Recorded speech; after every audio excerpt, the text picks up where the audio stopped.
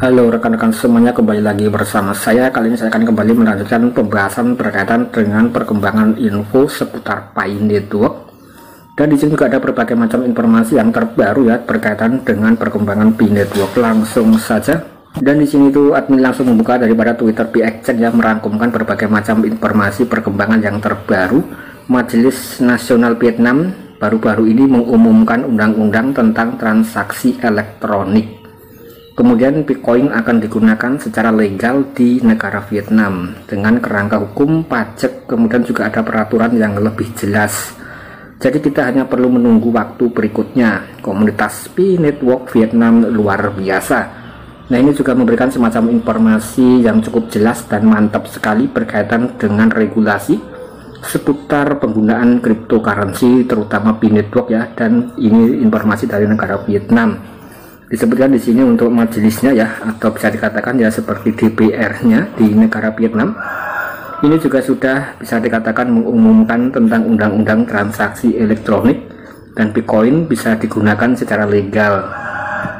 Kemudian di sini juga ada semacam dokumen dalam bentuk bahasa Vietnam tentang informasi tersebut ya. Nah, ini juga masih baru sekali. Kita juga bisa melihat ini juga ada tanggalnya. Kemudian di sini juga ada dua ya rekan-rekan untuk daripada dokumennya.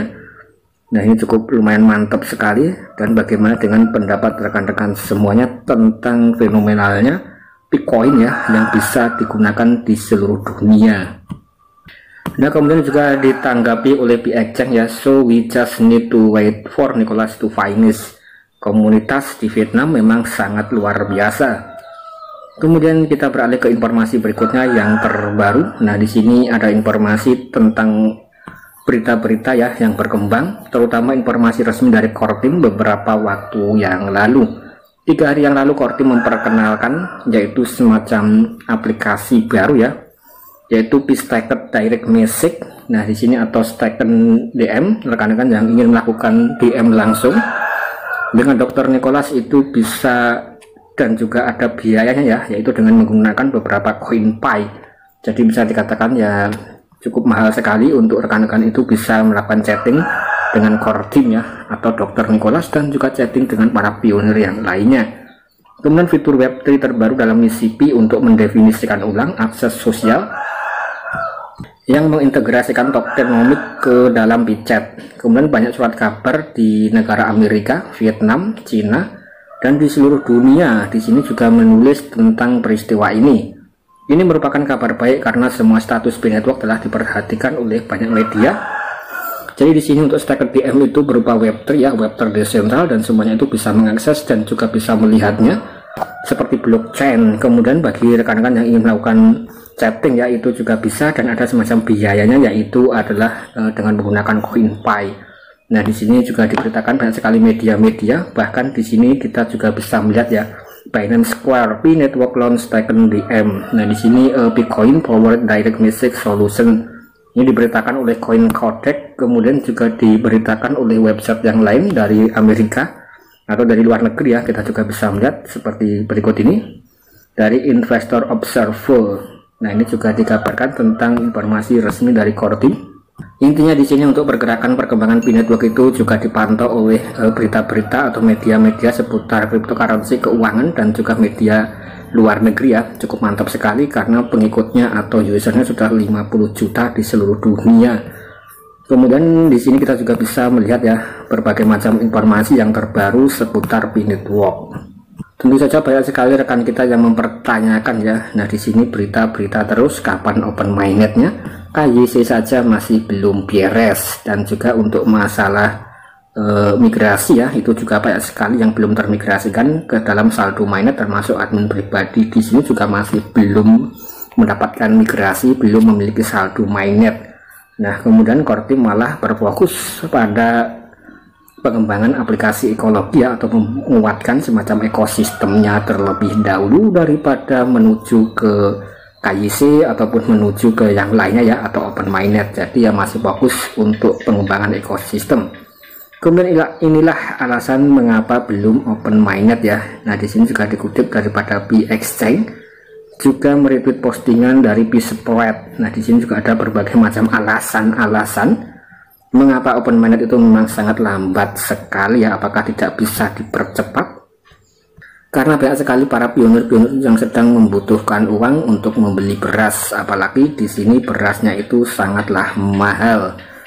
Nah, di sini kita coba bedah di sini mengapa masih belum open mainnet. Open mainnet adalah keinginan hampir 100% para pionir dan juga merupakan salah satu core team ya. Menurut saya pribadi, beberapa masalah core team belum membuka open mainnet. Jadi di sini mengapa core team masih belum membuka open mainnet? Yang pertama, untuk KYC, core team mencari solusi yang paling tepat untuk 100% bisa memastikan KYC ya tanpa ada yang tertinggal, dan ini juga bisa menghapus akun-akun bodong, akun-akun palsu ya. Dan core team masih belum memiliki solusi yang tepat untuk proses KYC. Kemudian alasan yang kedua, karena ekosistem P adalah inti kemudian kerangka proyek P. Saat ini ekosistem P terbentuk dan belum berkembang. Meskipun core team menemukan solusi untuk mengunci P, total pasokan P yang beredar saat ini memang sangat besar ya dibandingkan dengan nilai barang yang beredar dalam ekosistem. Jika open mainnet, total supply lebih besar dari total pasokan barang pada ekosistem akan menyebabkan inflasi dan P akan kehilangan nilai saat listing. Jadi bisa disimpulkan ya tentang daripada transaksi-transaksi yang terjadi selama enclosed mainnet itu juga cukup banyak sekali. Tapi kalau kita lihat daripada supply P-net block yang mencapai 100 miliar, yaitu juga cukup besar sekali ya. Dan kalau daripada produk jasa yang ditawarkan atau yang ada di market itu tidak sebanding dengan nilai uang atau daripada supply Bitcoin, ya tentu harganya itu akan merosot. Ini adalah alasan klasik ya kalau kita lihat. Kemudian juga disebutkan di sini alasan berikutnya, perusahaan besar belum bisa menerima P. Barang-barang saat ini sebagian besar berfokus pada perusahaan dan perusahaan multinasional besar, dan mereka belum menerima likuiditas daripada Bitcoin, sehingga pasokan barang di ekosistem terbatas dan P terlalu kecil. Di lembaga kredit besar belum memasukkan P ke dalam sistem pembayaran internasional, sehingga permintaan terhadap P tidak tinggi ya. Jadi sekali lagi ini juga berkaitan dengan investor atau semacam perusahaan-perusahaan besar ya yang tertarik dengan Bitcoin. Padahal sebelumnya banyak sekali yang menginformasikan untuk perusahaan besar itu juga sudah tertarik dan bergabung dengan blockchain Pi ya, tapi ini beritanya berbanding terbalik. Kemudian alasan berikutnya, pemerintah belum memiliki undang-undang tentang mata uang digital. Saat ini 100% negara membangun koridor hukum agar mata uang digital yang ada. Jika Bitcoin open mainnet, sementara pemerintah organisasi antar pemerintahan yang belum menerima Bitcoin ya akan sangat menghambat pemilik P jika ingin memegang dan menukarkan P dengan barang dan fiat.